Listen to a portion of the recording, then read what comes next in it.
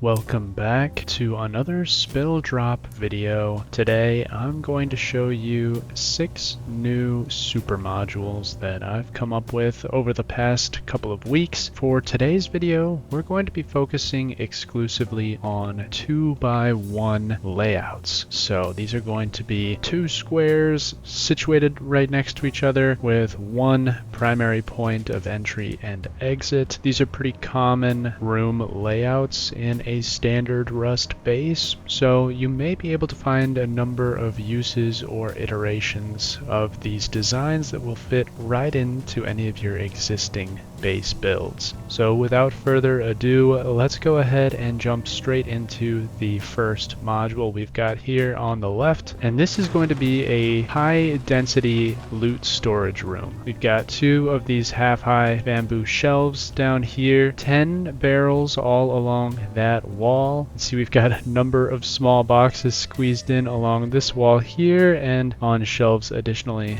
along this wall, and then an additional row of barrels that comes right through here that you can walk along. You can still access all of these barrels with no trouble at all, and the adapters that are able to be placed can be accessed pretty easily as well. In total, we have 15 barrels in this design, and we have 8 small boxes. There are 3 floating shelves as well, and then of course quite a few adapters, as you can see, kind of scattered throughout this design. Definitely a great way to make use of this amount of space. You may wish to add a garage door in this gap here, but that will impact the placement of these barrels, so keep that in mind. The placements may need to be shuffled around a little bit, and it may remove some of the necessary space for these small boxes here on the end if you decide to add that internal garage door. All in all, pretty simple layout. Moving on to our second module, we have a little furnace room situation I've got over here. This design has 26 electric furnaces, 2 of these low horizontal barrels or the wicker barrels, and then 2 small boxes down here as well. These 2 bamboo floor shelves hold up a majority of these electric furnaces and allow room down below for the placement of these furnaces as well. The uprights on the corners of these shelves do prevent the additional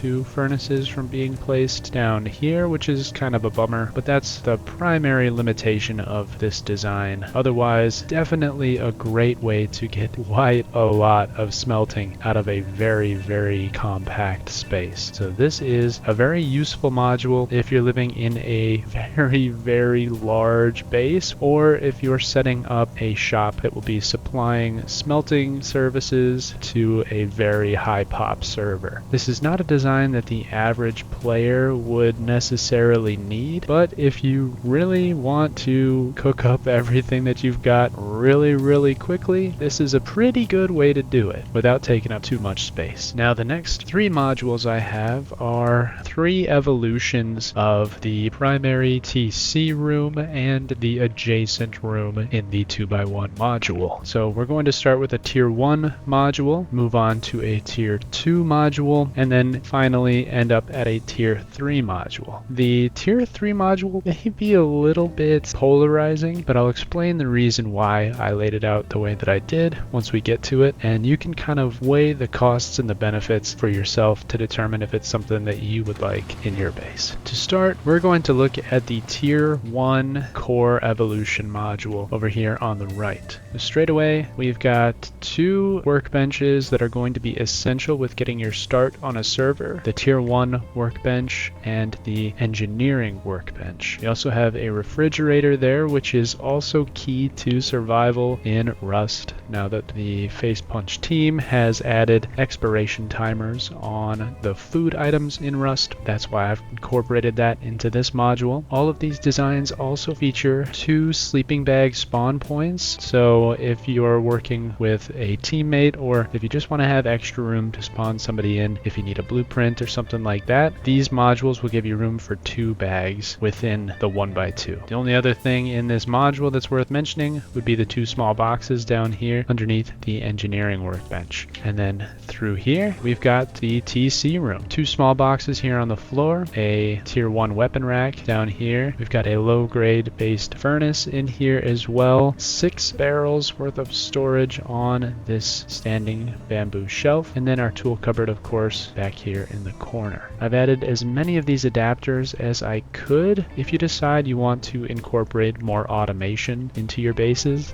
I can't encourage that enough. It really does change how you progress through your wipe.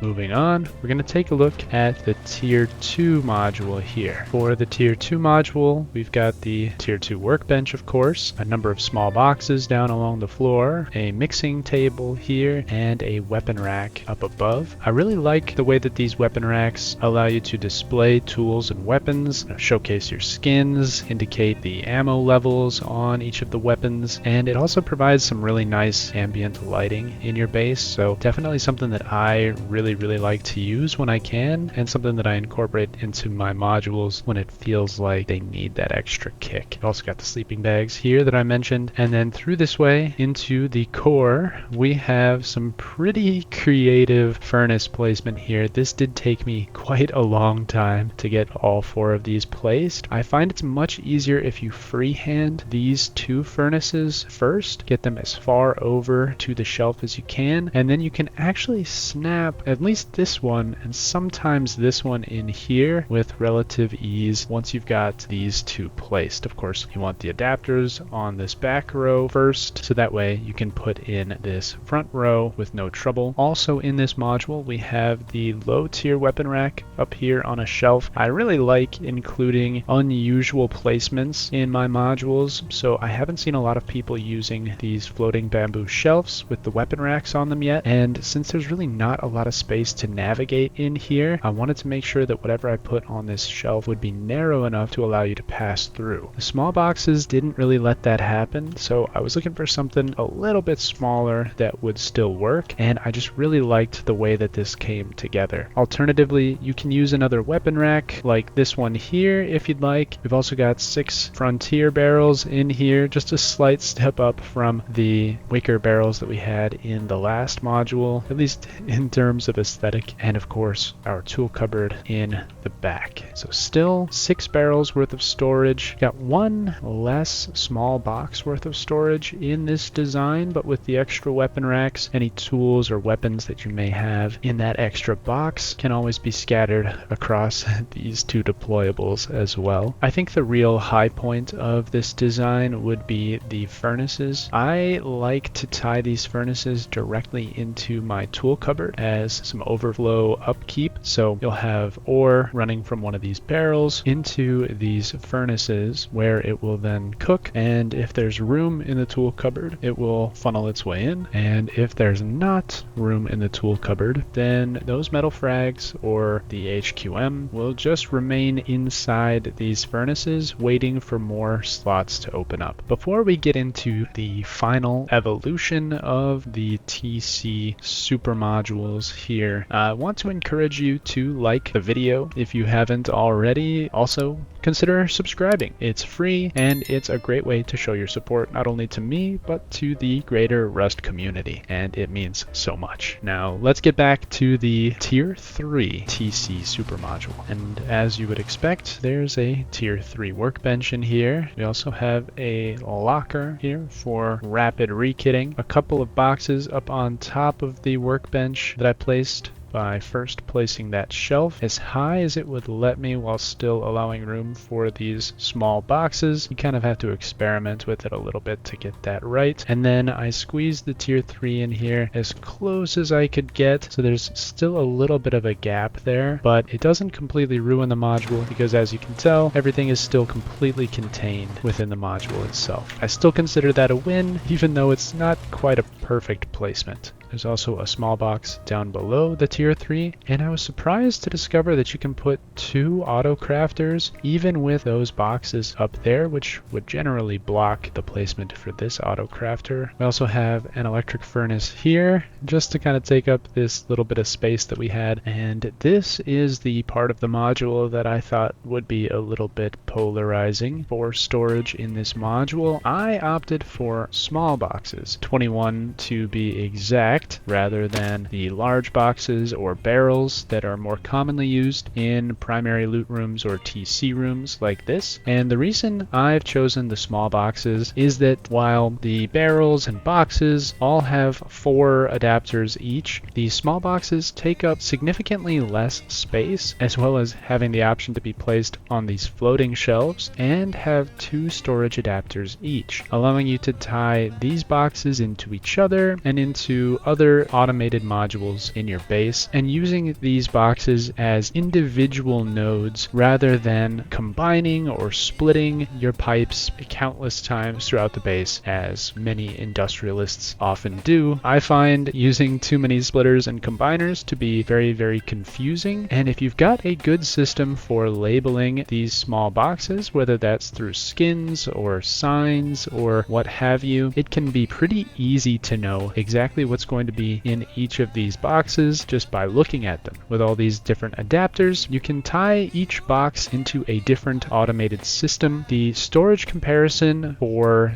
this module right here to a standard 8-barrel high-density loot room or TC room, like I've included in some of my previous modules, is pretty negligible. An 8-barrel TC loot room has a maximum of 384 storage slots. This module right here has a total of 378 storage slots. The 8-barrel TC room could fit at most like 16 storage adapters max, which isn't bad. This module right here, in comparison, has 27 storage adapters in the same amount of space. From here, you also have the ability to access every single one of these boxes up in the top row, even some of these ones way back here in the back, no problem at all. Down here, you can access all of these as well. I recommend leaving these 2 gaps empty so that you can still reach back here and access all of those, but those are my evolutions of these 3 tool cupboard designs, starting from tier 1 going all the way up to tier 3. You can mix and match these modules however you see fit. Now, last but not least for this video, I wanted to revisit a classic Spilldrop super module. This was one of my first really big super modules that I was stoked about, so I thought I'd breathe a little bit of life back into it. For this module, I wanted to use the really cool rustified drop door, and the reason is because you get to see in, you can kind of see all the cool stuff. It even showcases the reigniter buttons that I've added for this module here, which I thought was so cool. It just looks so neat the way that these are both framed.